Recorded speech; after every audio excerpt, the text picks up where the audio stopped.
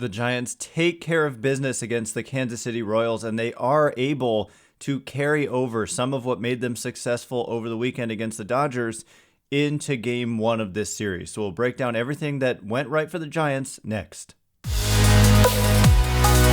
You are Locked On Giants, your daily San Francisco Giants podcast. Part of the Locked On Podcast Network, your team every day.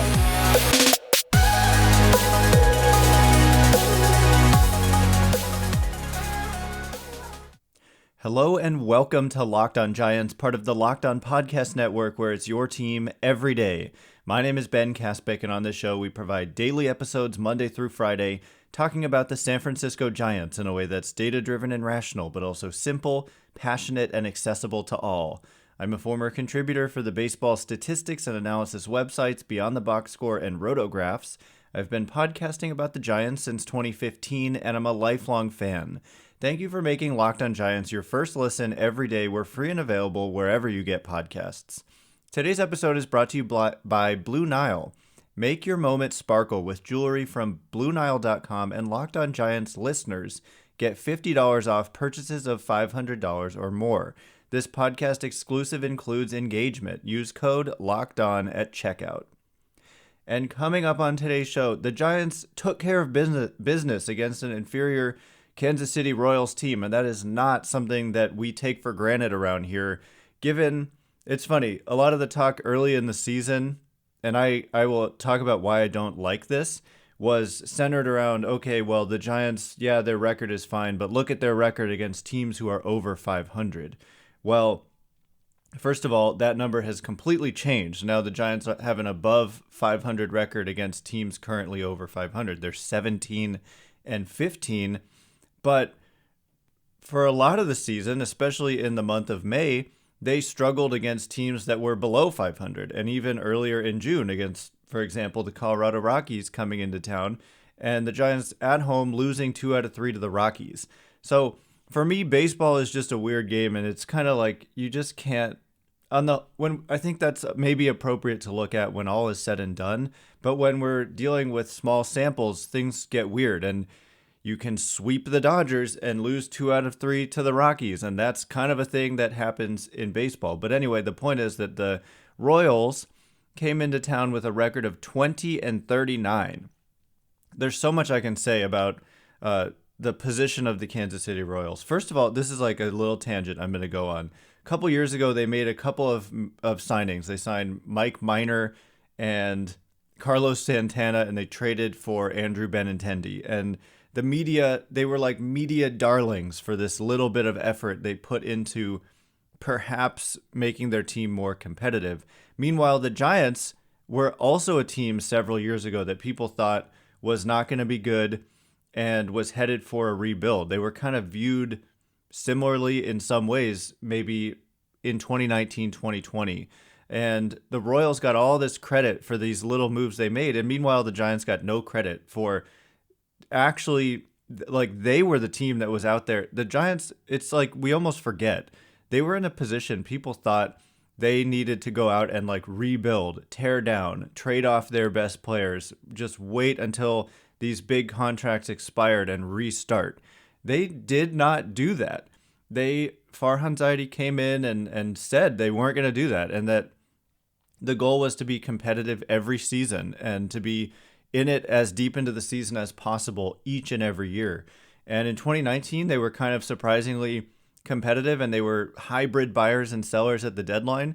In 2020, they were even more competitive. They had a positive run differential. They just barely missed out on the expanded playoffs, and they really hit. And then in 2021, they win 107 games, and now they're competitive again. So for some reason, teams like the Royals get credit for what they do, and they're just still, that's my point, is like, look how that has worked out for them. They're just continuing to lose each and every year, and they get all this credit for some reason sometimes. They still do. Like, people give this team more credit than they deserve, not to be kicking them when they're down, but something has to change in that front office, and it's more of an old school mentality and kind of a refusal to buy in to more modern baseball roster construction and just management in general. So anyway, they're 20 and 40 now with this loss. And I just have to give Zaidi so much credit for not going this route and just being bad. And like, I wouldn't even call it tanking. The problem with the Royals is that they're trying to win, and yet they're 20-40, and they've just been bad year after year after year after year, even though they're like trying to win. So it's an ugly scene. But the Giants took care of business against this opponent, and they walked 9 times. Like, that's the thing that jumps off the page when we look at this. But also the bullpen didn't allow any runs. Alex Wood, and the Giants fell behind early. This is something we saw a lot of for much of the year, is that even with an inferior opponent in town, maybe some early zeros by the Giants offense, and then a run or two put on the board against a Giants starter, and then you're going uphill the whole game. And so it looked like it might be headed that direction again, and maybe ultimately leading to a loss. But the Giants were able to hold the line at 2-0.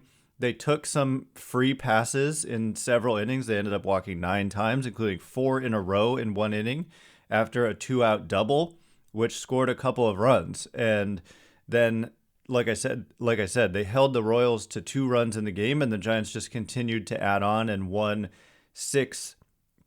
And so the position it put the Giants in is that they've won 4 straight. They're finally putting some consistent games together where the defense has been tight, the bullpen has been clutch and good, and they're gaining a little bit of separation from that 500 mark. Unfortunately, in a way, it is so early, it's like we can't call it like unfortunate timing or anything like that. But you've got the Atlanta Braves, who are in this wild card race as well, winners of 12 consecutive games. And then the Phillies, they had won, 9 in a row, and then they lost, and then they won again. And so the wild card picture, I just can't believe that on MLB.com, they just won't show wild card standings. They only show the division standings. It's insane. I don't understand that at all. But on the MLB app, so I'm looking down at my phone here, they do show the wild card standings. So what's up with that? I don't get it. But the Giants currently are like percentage points ahead of the Braves. So the Giants are technically the second wild card team right now, and the Braves are the third. Meaning that the Giants, if the season were to end today or yesterday, well, first of all, there wouldn't be percentage point differences. The Giants and Braves are tied, but Giants have a slight edge. But you wouldn't get that if you've played the same number of games. But anyway, if it were the case, the Giants would be in San Diego for a best of 3 to start the playoffs, and the Braves would be in St. Louis. And actually, the Cardinals are a much worse team right now than the Padres. So you would rather probably be the third wild card team than the second wild card team. Just another reason that the way that they've structured the postseason, and it's been this way forever, it just continues to not make sense. Like the worst team gets a better matchup. It just doesn't make sense. It should just be straight seeded 1 through 6, and 6 plays 3 because the first and second seeds get a bye now, and 4 plays 5. It should just be that way, but of course they make it more complicated than it needs to be. So anyway, coming up in just a minute, we have a lot of injury updates to get to. We have a somewhat surprising option, although really it wasn't a surprising minor league option that was used. We'll explain why they did it and clear up some confusion centered around the whole minor league options game. So we'll get to that in just a second, but first, this episode is brought to you by Rock Auto. With the ever-increasing numbers of makes and models, it's now impossible for your local chain auto parts store to stock all the parts you need. Why endure the often pointless or seemingly intimidating questioning? Is your Odyssey an LX or an EX? And wait while the person behind the counter slowly orders the parts on their computer, choosing the only brand their warehouse happens to carry. You have computers with access to rockauto.com at home and in your pocket. So why choose to spend 30, 50, even 100% more for the same parts from a chain store or car dealership? Random example, a Honda Odyssey fuel pump is $353 from a chain store and just $216 from Rock Auto. Find out the part you need, look it up on Rock Auto, see how much cheaper it is, and make that decision for yourself. It really is a no-brainer, and then you can have whoever you want install it for you. Go to rockauto.com right now and see all the parts available for your car or truck. Write Locked On in their How Did You Hear About Us box so they know that we sent you. Amazing selection, reliably low prices, all the parts your car will ever need. Visit rockauto.com. All right, as promised, we are going to talk about some injury updates. There was another bad one yesterday, but also some good ones as well. The Giants have a lot of injuries going on. And then a minor league option update. I think there is some confusion about this new rule. So before we get into that, the Ultimate NBA Mock Draft starts June 16th. With over 50 insiders, nothing equals the Ultimate NBA Mock Draft. The Locked On NBA Big Board Draft experts plus the Odyssey insiders. First pick is June 16th. Search Ultimate NBA Mock Draft and follow now so you don't miss a pick. So yeah, the minor league options thing, I think that there seems to be some confusion about this, and I understand why. It is confusing. We've talked about it a few times, but I just want to clarify again. So what the Giants did yesterday, and we predicted that it might happen, was they optioned Elliot Ramos again, and they called up Mauricio Llovera back into the bullpen, and he pitched a scoreless inning last night and looked quite good in the process. So this is just what I want to clarify. So it's a little bit confusing when you hear guys have 3 options and that's it. And then you look at Elliot Ramos, he's been optioned, I think, 3 times already. And so you're like, wow, they've used up all of his minor league options. Well, that's not how it works. When we say, or not just when we say, but every player who comes up from the minor leagues, or actually, let me go back even further. Every player who gets added to the 40-man roster starts with 3 options. And what that means is 3 option years. It means that they can be optioned 3 different years. And it used to be you could option them as many times as you wanted. Within the rules, they have to be down for a minimum of 10 days before you can call them back up once you've sent them down. And the exception to that would be if they're replacing a player who was injured. And I think also if they're like the extra guy for a doubleheader, there are small exceptions. But the rule changed in 2022 when we had the lockout.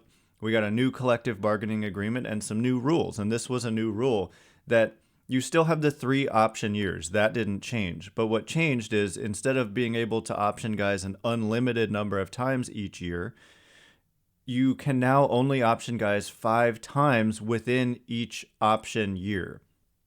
So I guess one way to think about it is you technically have 15 minor league options, which sounds like a ton, but it's 3 option years and then 5 times each year. And so for Ramos, he's obviously been optioned this year. And now we're just dealing with the rule of 5 times per year. So they won't exceed it because you can't. So what's going to happen is going into 2023, Elliot Ramos will have 2 option years remaining. And so they can do this next year as well, and they can do it the year after that. And then only after that would he be a guy who's considered out of options.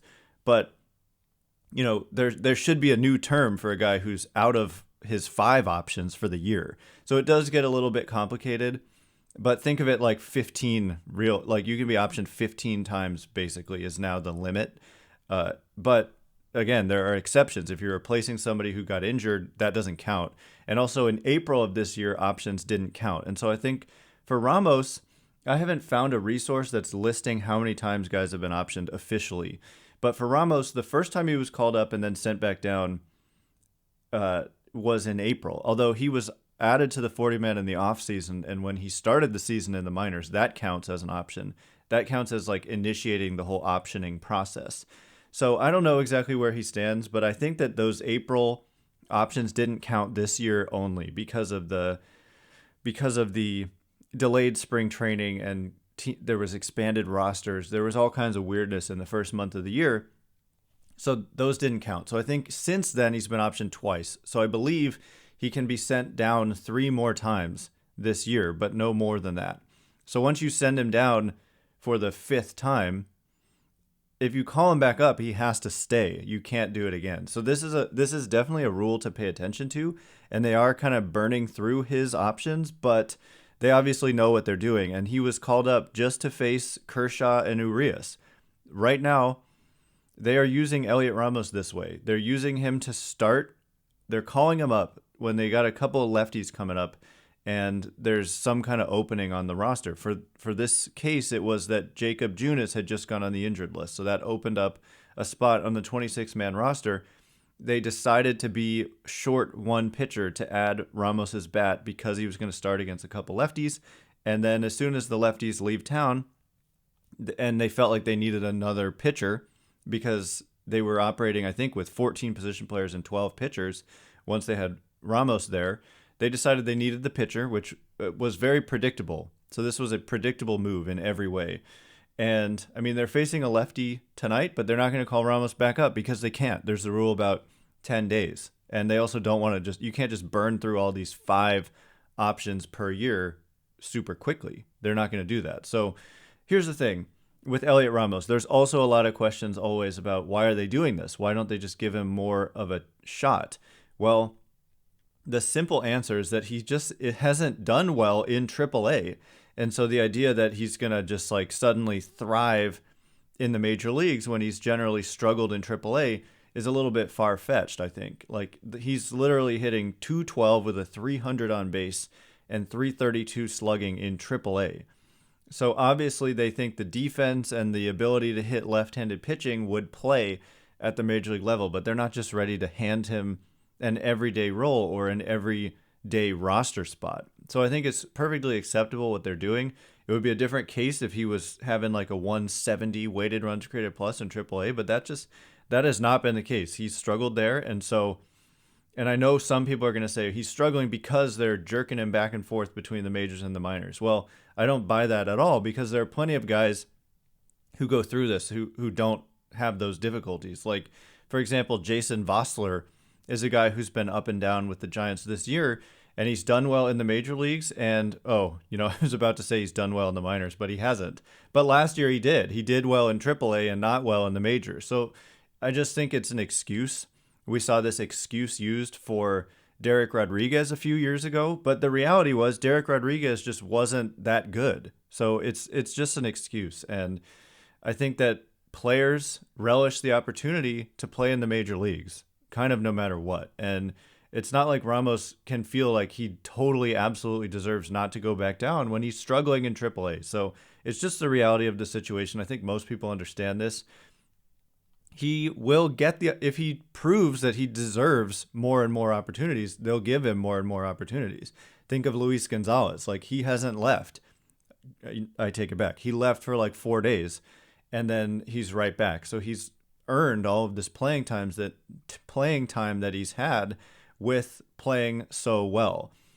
So I guess we'll have to save the conversation for just a minute about the injury updates. And I also want to talk about Luis Gonzalez a little bit more. He individually had a very nice inning. I mean, he led to a run himself, and it wasn't even close to a home run, and yet all by himself he generated a run on the board for the Giants in this game. So we'll talk about that in just a minute. But first, whether you're ready to pop the question or you're celebrating a milestone moment, find jewelry as unique as her with the modern convenience of online shopping at BlueNile.com. Looking for fine jewelry but having trouble choosing? Blue Nile has jewelry experts on hand 24/7, available via phone or chat to help you find a memorable gift at every budget. I don't know about you, but the convenience of doing these things that used to be a big hassle and in person and dealing with maybe an intimidating salesperson, someone who's pushing you because they're earning commission, is a little bit uncomfortable. And I much prefer to do this from home. And so enter BlueNile.com, which is fantastic. Make your moment sparkle with jewelry from BlueNile.com, and Locked On Giants listeners get $50 off purchases of $500 or more. This podcast exclusive includes engagement. Use code LOCKEDON. That's code LOCKEDON, plus every order is insured, ships free, and arrives in discreet packaging that won't give away what's inside. Shop stress-free and find your forever peace. Go to BlueNile.com today. All right, here we go. We are going to talk about some injury updates. Like I said, the Giants had a bad update, but also some good ones. So on the whole, I mean, this has been a season somewhat ravaged by injuries. They've definitely dealt with their share of injuries, but this is why you build depth, and they have needed it. I mean, look at the starting rotation with Junis. Like, expect him to be a key part of the rotation, but there he was. And then he goes down, and it's like, okay, well, who's going to be in the rotation now? And for now, they're going with bullpen games. We don't even know who's going to start on Wednesday. It was supposed to be Junis. I hope you listened to yesterday's episode. I talked about how really difficult it must be for Junis to not get to face his old team, the Royals, in this start on Wednesday, because they non-tendered him and he's doing so well with the Giants. But anyway, we talked about that a lot yesterday. The point is, it could be Sean Jelly, another guy who's been up and down like Elliot Ramos. It's his first option year. He can be optioned 5 times this year, and then he would enter next year with 2 option years remaining. So who's it going to be? We don't know. It could be Jelly. It could be Sam Long again. It could be a number of different possibilities. But we start to look at Tony DeSclafani and Matthew Boyd, a guy we've talked about a lot. You've probably seen him in the dugout and wondered, who is that guy? Matthew Boyd has been in the dugout all year long. He's been smiling a lot. He seems to be having a good time. So yesterday was an unfortunate day for him as he was throwing live BP. He threw live batting practice to Brandon Belt and Lamont Wade Jr. We have updates on those two. But his live BP had to be cut short due to some, quote, elbow discomfort. So we don't yet know if Gabe Kapler wouldn't necessarily call it a setback, but what he did say is that Boyd just felt uncomfortable really getting after it on the mound there, and they cut it short. And so that is not what you want to hear for a guy who is rehabbing a arm injury. He had like flexor tendon surgery. I honestly don't remember the exact surgery that he had, but he's dealing with an arm injury and he's been out for a long time, and he wasn't going to be able to come back until June. We knew when they signed him in the first place to a 1-year $5.2 million deal plus incentives.